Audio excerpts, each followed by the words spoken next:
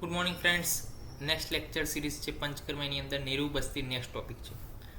તો એ નીરુ બસ્તીની અંદર શું છે કે મળદ્વાર એટલે કે એનાલ કેનાલ દ્વારા આપવામાં આવતી ઔષધ કે જેમાં મહત્તમ ભાગ શેનો હોય છે, ક્વાથનો હોય છે, તેને નીરુ બસ્તી કહેવાય. તો જે બસ્તીમાં સ્નેહનો ભાગ વધારે હોય એને સ્નેહ બસ્તી કહેવાય, જેમાં ક્વાથનો ભાગ વધારે હોય એને નીરુ બસ્તી કહેવાય. નીરુ બસ્તીના ઇન્ગ્રેડિયન્ટ શું છે તો કે માક્ષિકમ લવણમ સ્નેહ કલ્ક ક્વાથ ઇતિક્રમાત આવપેત નિરૂહણમ એષ સંયો જનેવિધિ. તો આ રીતના જે છે નીરુ બસ્તી બનાવવામાં આવે છે કે માક્ષિક, પછી લવણ, પછી સ્નેહ, પછી કલ્ક અને પછી ક્વાથ ઉમેરવામાં આવે છે. આ જે ક્રમ છે બહુ ઇમ્પોર્ટન્ટ છે. ડેફિનેશન શું છે નીરુની? સદોષ નિર્હરણાત શરીર નિરોહણાદવા નિરૂહ. એટલે કે જે બસ્તી શરીરમાંથી દોષોને દૂર કરવાનું કાર્ય કરે છે. દોષો નિર્હરણાત, દોષોને નીકાળવાનું, શરીરમાંથી દોષોને નીકાળવાનું જે કાર્ય કરે તેને નીરુ બસ્તી કહે છે. અષ્ટાંગ હૃદય શું કહે છે? અચિંત્ય પ્રભાવ છે. એટલે કે નીરુ બસ્તી તેના અચિંત્ય પ્રભાવ એટલે કે એનું કંઈક ડિફરન્ટ જ એક્શન હોય છે કે જે આપણા એક્સપેક્ટેશન બહારનું હોય છે. એના પર્યાય શું છે તો કે આસ્થાપન છે, નીરુ છે, યાપન છે, યુક્તરત છે, સિદ્ધ બસ્તી છે અને મધુતૈલિક બસ્તી. આ બધા શું છે એના પર્યાય છે. એટલે આ બધા જે છે બસ્તીઓ છે એની અંદર પણ જે છે ક્યાંક ને ક્યાંક નીરુ બસ્તીનો જે આ ક્રમ આપણે અભ્યાસ કર્યો કે માક્ષિક, લવણ, સ્નેહ, કલ્ક, ક્વાથ, એનો થોડા ઘણા અંશે પણ એની અંદર જે છે ફોલો થતું હશે. એટલે જે છે એને પર્યાય કીધા. એ આપણે નેક્સ્ટ જોઈશું. તો હવે આ નીરુ બસ્તી અહીંયા થોડુંક હશે, હજુ બાકી છે 2 મિનિટ.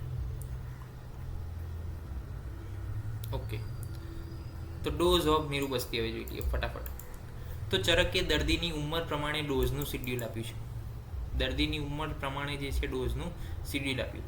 1 વર્ષમાં અડધો પ્રસૂત, 6 વર્ષે 3 પ્રસૂત થાય, 12 વર્ષે 6 પ્રસૂત થાય, તો 1 એ અડધો, તો 2 કેટલા થાય? 1, તો 6 એ 3 થાય, 12 એ 6 થાય.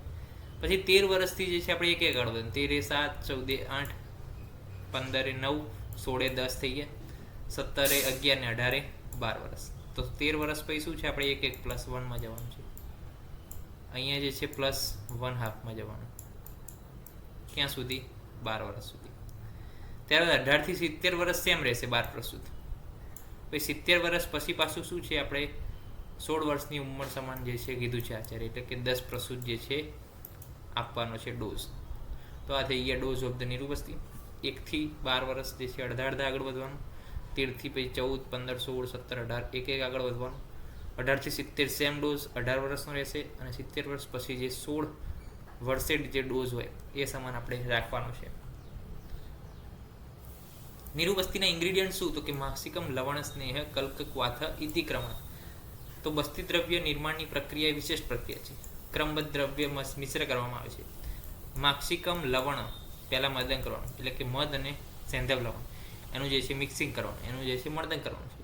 ત્યારબાદ એની અંદર હોમોજીનસ મિક્સચર થાય ત્યાં સુધી શું છે મર્દન કરવાનું છે. શું એડ કરવાનું છે? સ્નેહ, કલ્ક, ક્વાથ અને આવા દ્રવ્ય. આટલું બધું જ જે છે મિક્સ કરી અને તેને હોમોજીનિયસ એટલે કે એક સરખું ના થાય ત્યાં સુધી આપણે શું કરવાનું છે? એનું મર્દન કરવાનું છે. કોમન ક્વાથી નીરુ શું છે તો કે જો બલા, ગુડુચી, ત્રિફલા, રાસના, 2 પંચમૂલ એટલે કે 10 મૂલ, ચ પલોન્મિતાની 1 પલે અને 8 ફળ મદન ફળ લેવાના છે. ગોમાંસ જે છે અડધો તોલા લેવાનું છે, 2 કિલોગ્રામ જેટલું, અને એની અંદર પાણી ઉમેરવાનું છે. એનો જે ઉકાળો બને એને જે છે આપણે 1/4 શું કરવાનું છે? રિડ્યુસ કરવાનું છે. શું આપીને? હીટ આપીને. અને ત્યારબાદ ફિલ્ટર કરીને એને આપણે બસ્તી તરીકે ઉપયોગ કરવાનો છે. તો ખાસ યાદ રાખજો, બડા, ગુડુચી, ત્રિફલા, રાસના અને 10 મૂળ એને આપણે 1 પલ લેવાનું, 8 ફળ મદન ફળ ને 2.5 કિલો જેટલું ગોમાંસ પ્લસ પાણી જે છે એને ઉકાળો બનાવી એને -1/4 કરવાનું છે અને એનો બસ્તી તરીકે ઉપયોગ કરવાનો છે. જો ઉપયોગ ક્વાથથી પણ જો દોષો ના નીકળે અથવા વાત જે હરવાનું કાર્ય છે, વાત સમનનું કાર્ય છે ન થાય, તો એની અંદર એરંડ મૂળ ઉમેરી શકાય છે. અને એરંડ મૂળ જે છે વાત નાશક પ્રોપર્ટી ધરાવે છે, એટલા માટે. બીજી વાત કરીએ આપણે ક્વાથની પતી ગઈ. હવે કલ્કની વાત કરીએ તો કયો કલ્ક વપરાય છે? તો પૂતમ, યવાની, ફલ, બિલ્વ, કુષ્ઠ, વચા, સતાયા, ઘન, પીપલી, આન. તો આની જો અહીંયા રીતને યાદ રાખશું કે યવાની, સતાયા, મદનફલ, મુસ્તા, બિલ્વ, પીપલી, કુષ્ઠ અને વચા. તો જો યુવાની આપણે યુવાની હોય તો યુવાનીમાં શું ઈચ્છા હોય કે 100 વર્ષ જીવવું છે, તો યુવાનીમાં સતાયા જીવવું છે. મદન ફલ મુસ્તા ભેગું યાદ રાખવાનું મ ઉપરથી. બિલ્વ પીપળી આપણના એક જાણીતા ટ્રક છે એટલે યાદ રાખવાના. અને કુષ્ઠ અને વચા એ રીતના યાદ રાખી શકાય. પછી સ્નેહની વાત કરીએ તો એની અંદર સ્નેહ જે છે માત્ર કૂક અથવા બોઇલ ઔષધિ સિદ્ધ સ્નેહ બસ્તી માટે યોગ્ય છે. ઓકે, તો સ્નેહ કેવો હોવો જોઈએ? કૂક હોવો જોઈએ, એટલે કે એનું સંસ્કાર કરેલો હોવો જોઈએ અથવા ઉકાળેલો હોવો જોઈએ. એ જ જે છે સ્નેહ બસ્તી માટે યોગ્ય છે. કારણ કે જે કાચો સ્નેહ હોય, આમ સ્નેહ હોય, એ રેક્ટમમાંથી મ્યુકસનો શું કરાવી શકે? સ્ત્રાવ કરાવી શકે. બલાદી બસ્તીમાં ચરકે 2 પ્રસૂત સ્નેહ ઉમેરવાનું કીધું છે. ચરક વર્ણવે છે કે બસ્તીના કુલ પ્રમાણમાં 1/4 ભાગ સ્નેહ ઉમેરવાનો છે. 1/4 ભાગ શેમાં? બસ્તીનું કુલ ભાગ હોય એના 1/4 સ્નેહ વાતજમાં, બસ્તીનો કુલ ભાગ હોય એના 1/6 ભાગ પિત્તજમાં, અને કફત જો વિકાર હોય તો એને 1/8 સ્નેહ ઉમેરવાનો છે. વાતજની અંદર સ્નેહ કેમ વધારે ઉમેર્યો? કારણ કે વાતજની અંદર સ્નેહ ઉમેરીએ તો શું થાય? વૃક્ષતાનો નાશ થાય. કફતની અંદર ઓછો હોય કારણ કે એમાં પહેલેથી સ્નિગ્ધતા છે. નેક્સ્ટ છે મધુ. તો મધ એ નીરુ બસ્તીનું અગત્યનું ઘટક છે. સુશ્રુત જે છે દ્વાદશ પ્રસૂતિક બસ્તીમાં 200 ગ્રામ સુધી મધ ઉમેરવાનું કહે છે. મધ એ પ્રાકૃતિક શર્કરા ધરાવે છે અને એ શું છે? ઝડપથી પાચન તંત્ર દ્વારા શોષાઈ જાય, ઝડપથી એનું ઉર્જામાં પણ રૂપાંતરિત થઈ જાય. આથી તે ઝડપી ઉર્જા ઉત્પન્ન કરે છે. તે હાઇગ્રોસ્કોપિક હોવાને કારણે પેશીમાં જે વધારાનું પાણી છે એને પણ શું કરે છે? શોષી લે છે. હિલિંગની પ્રક્રિયા ઝડપી બનાવે છે અને એન્ટીબાયોટિક તરીકે પણ ઉપયોગી છે. અને એસિડિક સ્વભાવના કારણે અને H2A2 ઉત્પન્ન કરનાર ઉત્સેચક છે.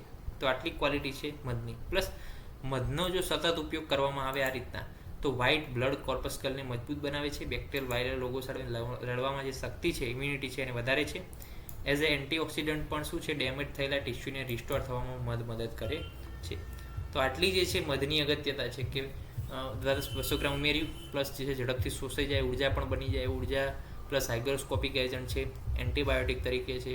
પછી આપણે જોયું એન્ટીઓક્સિડન્ટ જોયું, એન્ટીઓક્સિડન્ટ પ્લસ એ જે આપણે જોયું કે હિલિંગમાં પણ ઉપયોગી છે. વ્હાઇટ બ્લડ કોર્પસ્કલને પણ મજબૂત બનાવે છે. નેક્સ્ટ વાત કરવી છે આપણે સેંધવની. તો દ્વાદશ પ્રસૂત બસ્તીમાં 96 તોલા એટલે કે 1200 ml એટલે કે 1 કળ સેંધવ નાખવાનું છે. 1% મીઠાનું દ્રાવણ બનાવવાનું છે. જો નોર્મલ સલાઈન કે જે 0.8% છે તે તેનાથી ખૂબ નજીક છે. હવે આ જે લવણ છે એ શું છે? લવણ એ સોડિયમ છે અને સોડિયમના ઘટકની આટલી બધી કાળજી લેતા હતા ઋષિમુનિઓ, કારણ કે એની અંદર 2 મહત્વના ઇલેક્ટ્રોલાઇટ છે, સોડિયમ અને ક્લોરાઇડ. એ બંને વચ્ચેનું જે બેલેન્સ શરીરની અંદર જાળવવાનું કાર્ય કોણ કરે છે? સેંધવ લવણ કરે છે. સેંધવની અંદર 21 મહત્વના 30 જરૂરી મિનરલ છે. NaCl કે પોટેશિયમ ધરાવે છે. એસિડ બેઝ બેલેન્સ, આશ્રુતિ, એટીપીના એક્ટિવેશનમાં પણ ઉપયોગી છે. એની અંદર આવક દ્રવ્ય, પ્રક્ષેપ દ્રવ્ય શું છે? તો કે આવક દ્રવ્ય, પ્રક્ષેપ દ્રવ્ય ક્યાં ઉમેરવાના છે? તો બસ્તીને પોટેન્ટ વધારે બનાવવા અથવા મૃદુ બનાવવા માટે ઉપયોગ કરવાનો છે. લિક્વિડ હોય, મિલ્ક હોય, યુરિન હોય, ગૌમૂત્ર છે, આ બધા એડ કરવામાં આવે છે, જેને પ્રક્ષેપ દ્રવ્ય કહે છે. દ્વાદશ પ્રસૂત બસ્તી છે એની અંદર 200 ગ્રામ પ્રક્ષેપ દ્રવ્ય ઉમેરવામાં આવે છે. તો આ થઈ ગયું જે બધા દ્રવ્યો અંદર વપરાય છે એની માત્રા.